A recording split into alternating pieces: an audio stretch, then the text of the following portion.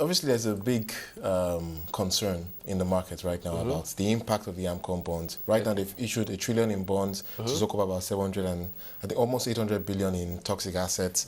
We do know that they're going to issue more bonds. In fact, I was speaking with the CEO earlier this week, and he said there will still be another two issues rather. About 500 billion more. So, right. So the question is, what's the capacity of this market to absorb those bonds? Bearing in mind the fact that TMO also has its bonds issuance program, and looking at what they issued last year, these AMCON bonds pretty much match what they issued all of last year. So, you know, where does this leave the market in your view? Well, it's going to be a very complex market for sure. They've done the first stage. 1 trillion naira paid for approximately 2.2 trillion of non-performing loans from 21 banks. The next stage will be to actually register those bonds so they are tradable instruments on the Nigerian Stock Exchange, as AMCON has indicated they plan to do. After that has been done, then clearly the banks that own the bonds can begin to trade them amongst themselves. That would then introduce, I think the bond market today is about 2.4 trillion capitalization. So that's the total amount in issue. If you add another 1 trillion to that, you're adding half as much again onto that. And there's also plans to do another 500 billion within the next 3 months of this year. So clearly there's going to be quite a supply of bonds in the market. At the same time, the Debt Management Office is yet to release its issuance calendar for the year. Normally they publish in the first month of the year and give people an indication of what issues and what frequencies they will be planning to do in the course of the year. Yes, your point is right that with this expected supply of new issues, that's going to have an impact on the bond market, essentially impacting on the price of those instruments, and therefore yields are likely to rise. With yields rising, the implication is also that it's going to penalize issuers who want to raise money in this environment, and that will be counter to the government's policy of trying to bring down interest rates in the country. Of course, you also notice that our own government is still working on a deficit budget for 2011 at 3.6%. Also deficit for a plan for this year, so that is also going to impact on it. But one angle that some analysts bring up is the fact that even the rescued banks, and we'll come to that in a minute, that there is really no incentive for them to sell those bonds, because that's where the supply pressure comes, when these banks begin to sell the bonds when they become tradable.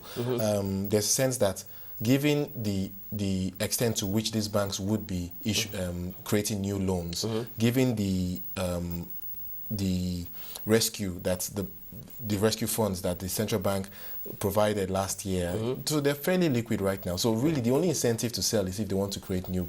Absolutely, new loans. We've made to understand that indeed the fact that they have the certificate now and eventually own tradable bonds does not necessarily mean they're going to sell it. They can always go to CBN as a recourse when they need to fund a new asset they've created on their books. So we expect that the demand, the bonds will trickle out gently. It's not, we don't expect to see a 1 trillion naira bond suddenly appear in the market all looking for new owners. That will be disingenuous. I don't think any of the bank treasurers will act like that. What you would expect to see is that as the banks now stabilize their operations, find new loans to give to new customers, then they will need liquidity to fund those loans, and they will gradually either try to access liquidity through the CBN window or perhaps through the interbank market by exchanging those bonds. So we think it will be a very gradual process. Let's focus a bit on the rescued bank, because they are the ones that are the main beneficiaries of this AMCON bonds issuance. $4 billion was spent in rescuing the banks, and that was simply because they had such a huge hole in created by non-performing loans. Correct. Give us an update on where we are on the process to recapitalize those banks now. Because we know that the first stage obviously is to do the AMCON bond issuance and swap the non-performing loans for the AMCON bonds. But there's still the process of bringing these banks to zero shareholders funds, and of course after that a deal will be done with potential investors. Right. What we understand, I mean, Afrinvest is not an advisor to the CBN as far as the process of the rescued bank sale is concerned. But from all the data we've gathered, and this was actually somewhat analyzed in our 2010 banking report, the first stage is the purchase of NPLs. The next stage is to plug the gap and bring the bank's shareholders' funds to zero. They could do this by a number of ways. You talked about the $4 billion that was injected in the banking system last year as a CBN loan. Now, AMCON could actually take over that $4 billion loan from CBN, own it, and itself convert it into preference shares. If it does that, it moves from one side of the balance sheet to the other. And I think for quite a number of these banks, it actually could bring them very close to zero. I know some situations where if they took a 100 billion naira loan from CBN and you converted that into preference shares, you would effectively plug the hole. And that's really hard. AMCON could do that.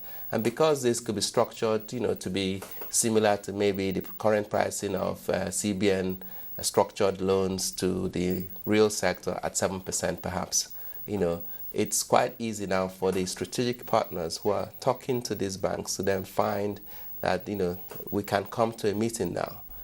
I've cleaned out the non-performing loans. I've taken away the CBN facilities. Now preference shares owned by AMCON.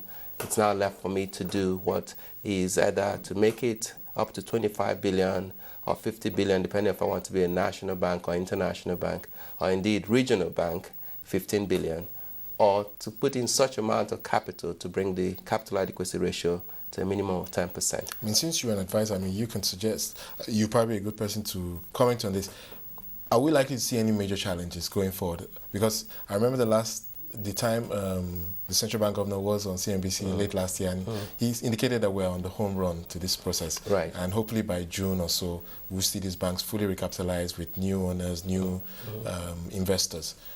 But shareholders, for instance, are the kind of people that have come up to say this process, they're going to challenge it, they're raising issues essentially. Do you think we're going to have any major problems? Bearing in mind that it's really the directors that are negotiating with the new investors. Right, but ultimately, any new investor would want to have a shareholder vote so that the entity itself has sanctioned the combination.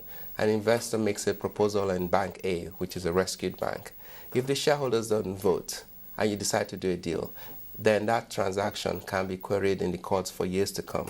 But once you have a shareholder vote and a properly constituted court-ordered meeting, then that transaction is effectively sealed. So it's in the interest of the investors to get a shareholder vote. Now, we do suspect that one or two shareholder groups in one or two of these banks may not agree to something.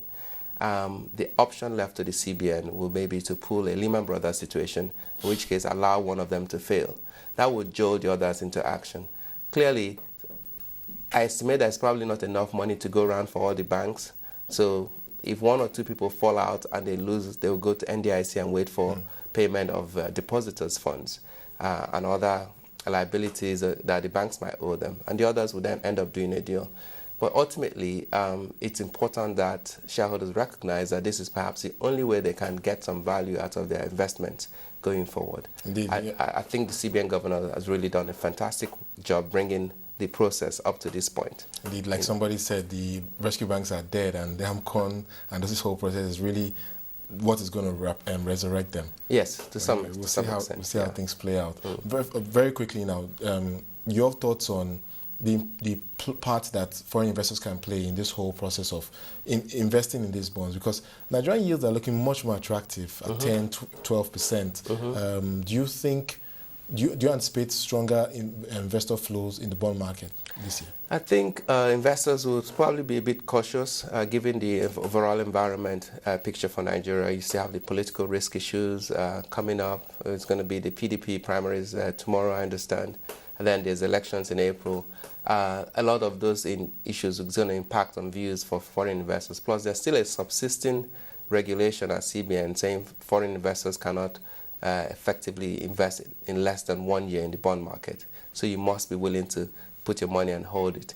Clearly, there may be structures they can get around that, but it's still something that I imagine that the local environment will sort of simmer along, and they'll probably do more equities, particularly as you can see the rebound in the capital markets, than the fixed income.